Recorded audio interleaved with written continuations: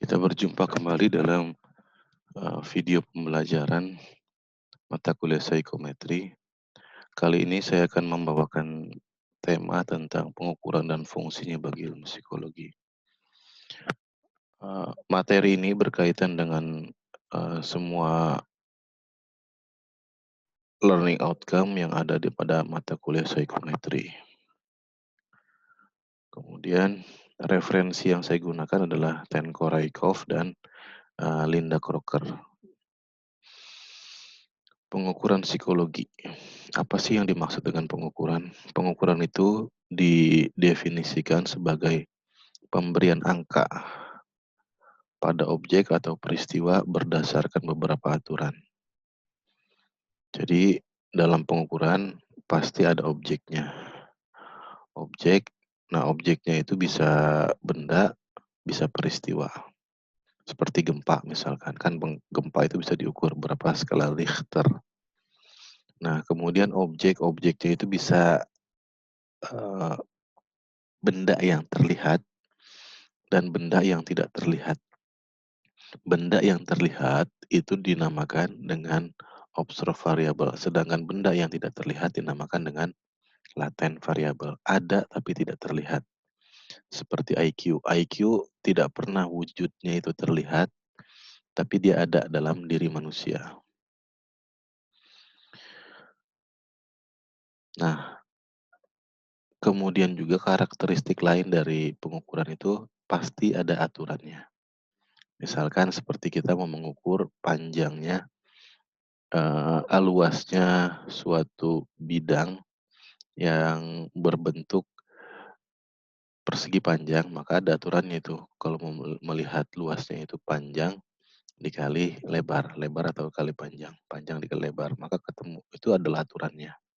Nah, setiap pengukuran pasti ada aturan yang spesifik. Setiap itu bergantung pada karakteristik objek atau peristiwa yang diukur. Nah, kemudian makna dari pemberian angka. Pemberian angka maksudnya adalah mencocokkan atau memetakan skor pada satu entitas atau atributnya sesuai dengan beberapa prosedur. Misalkan kita mengukur IQ pada sekumpulan orang, maka kita nanti akan memetakan skor. Oh, si Iwan dapatnya sekian, si Anto sekian, Steven sekian, Muhammad sekian, dan seterusnya. Nah, itu makna dari pemberian angka. Maksudnya itu kita nanti tujuannya adalah memetakan skor. Kemudian fungsi pengukuran. Para ilmuwan menggunakan pengukuran untuk memastikan tingkat atau besarnya sesuatu secara presisi, secara tepat. Nah, sebelum kita membahas tentang fungsi pengukuran ini, kita juga perlu mengetahui bahwa yang diukur dalam dalam ilmu pengetahuan itu dinamakan adalah variabel. Jadi variabel itu adalah sesuatu yang bervariasi. Nah, itu yang menjadi salah satu objek pengukuran. Hanya saja perlu kita identifikasi bahwa variabel itu ada 2 macam variabel. Ada yang dimaksud dengan variabel kategorik dan ada juga variabel kontinum. Nah, kalau variabel kategorik itu bervariasinya itu berdasarkan jenis. Misalkan jenis kelamin, jenis suku bangsa, itu berdasarkan jenis. Ada jenis kelamin laki-laki, ada jenis kelamin perempuan. Misalkan suku bangsa, ada Jawa, ada Sunda, ada Betawi, dan seterusnya. Nah, kalau variabel kategorik itu tidak perlu menggunakan pengukuran untuk mengidentifikasinya. Misalkan jenis kelamin, kita lihat cukup hanya melihat beberapa ciri-ciri laki-laki dan beberapa ciri perempuan. Nah, kita bisa bedakan. Nah, tanpa pengukuran kita bisa mengidentifikasi. Nah, kalau berbeda halnya dengan variabel kontinum. Variabel kontinum itu perbedaannya atau bervariasinya itu berdasarkan besaran. tingkat atau besaran. Misalkan IQ, IQ itu kan bervariasi berdasarkan angkanya. Ada 120, ada 130, ada 80, ada dan seterusnya. Nah, variabel yang jenis kontinum inilah yang bisa dilakukan pengukuran. Nah, pada pengukuran variabel kontinum ini, eee, pengukuran itu punya fungsi untuk memastikan tingkat atau besarnya sesuatu secara presisi. Jadi kita bisa memastikan besar tingkatnya si A atau skornya si A dilihat dari aspek IQ-nya, itu fungsi pengukuran. Jadi kita memastikan ya. Nah, di sini contohnya pengukuran tentang agresivitas. Misalkan ada sekelompok remaja, kita ukur agresivitasnya, maka eh, variabel agresivitas itu adalah variabel yang bersifat kontinum. Dia ada besarannya. Nanti orang bisa dibedakan. Si A eh, skor agresivitasnya adalah sekian, si B sekian, si C sekian, dan seterusnya. Nah, untuk karena dia punya fungsi untuk mengidentifikasi, maka dalam dunia psikologi, ketika kita mengidentifikasi eh, seseorang, atribut psikologi seseorang, maka itu kita tidak jauh berbeda seperti dokter. Jadi mendiagnosa seseorang.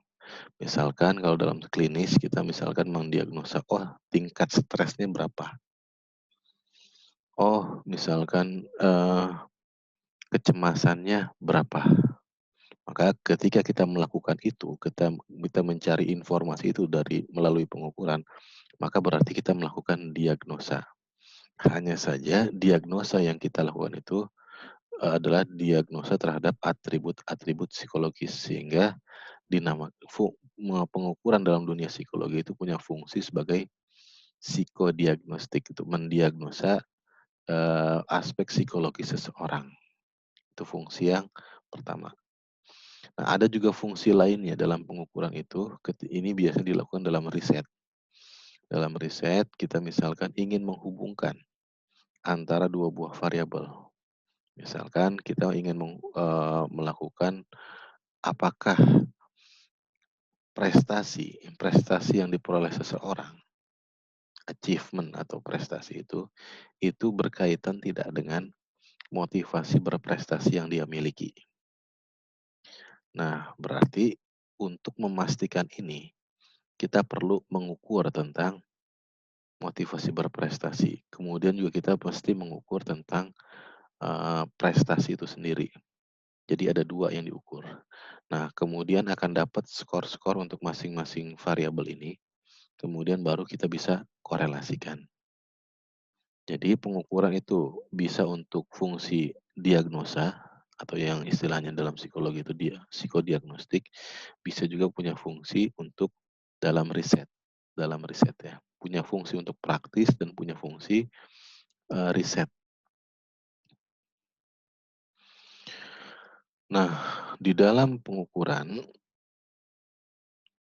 psikologi tepatnya, itu yang digunakan untuk pengukuran itu disebut dengan tes. Atau instrumen untuk pengukuran itu disebutnya dengan tes. Jadi tes itu adalah tools atau alat yang digunakan dalam pengukuran psikologi.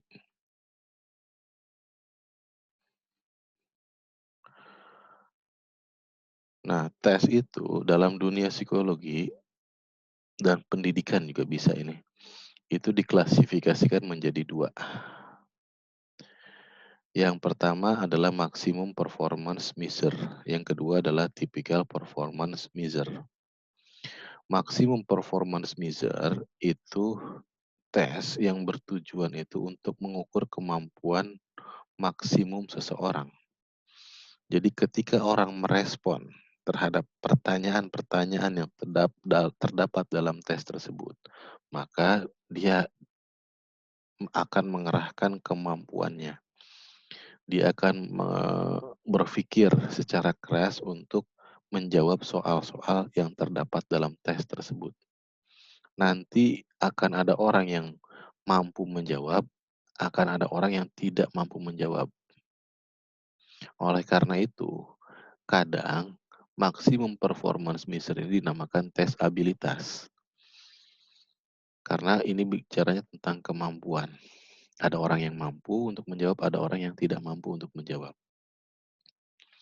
Nah, karena tes ini juga menuntut peran dari pemikiran kita, untuk kita dibutuhkan berpikir keras untuk menjawab itemnya, maka kadang juga disebut dengan tes kognitif karena menggunakan, pemikiran untuk menjawab soal-soal yang terdapat dalam tes tersebut. Jadi, semakna dengan maksimum performance measure adalah kadang juga disebut dengan abilitas tes atau tes abilitas atau tes kognitif. Nah, jenis yang kedua dalam tes dalam pengukuran psikologi itu adalah typical performance measure. Nah, jenis tes ini tidak ada jawaban benar dan salah, sehingga orang tidak butuh berpikir dengan keras untuk menjawab soal-soal atau pertanyaan-pertanyaan atau pernyataan-pernyataan yang terdapat di dalam tes tersebut. Jadi kita hanya, eee, di nantinya kita akan dilihat atau diidentifikasi berdasarkan respon kita atau tipe jawaban kita, sehingga dinamakan typical performance measure. Nah, kita tidak dinilai jawaban kita itu atau respon kita ketika menjawab tes jenis ini, apakah kita mampu atau tidak mampu, apakah kita bisa atau tidak bisa, apakah respon kita benar atau salah. Sehingga tes ini juga dinamakan sebagai tes non-abilitas. Karena tes ini bukan bertujuan untuk melihat kemampuan seseorang, tapi hanya melihat tipe respon seseorang, sehingga dinamakan non-abilitas. Dan pada tes ini juga tidak dibutuhkan berpikir dengan keras. Jadi kita tidak butuh mengerahkan kemampuan kognitif kita untuk merespon atau menjawab pernyataan yang terdapat di dalam tes. Sehingga kadang juga dinamakan tes jenis ini adalah tes non-kognitif. Non-kognitif. Nah, contoh dari tes yang termasuk performance measure ini adalah angket yang sering kita isi atau tes-tes kepribadian. Ada 16 PF dan segala macamnya. Sedangkan contoh dari maksimum performance measure adalah tes IQ, tes ini, tes ketika masuk ujian, tes TPA, dan atau tes TOEFL itu termasuk maksimum performance measure. Nah, untuk menguji kemampuan Anda, pemahaman Anda atas materi yang telah disampaikan tadi, jawablah 2 pertanyaan berikut. Oke, sekian terima kasih atas perhatiannya. Sampai berjumpa kembali dalam video pembelajaran mata kuliah psikometri berikutnya.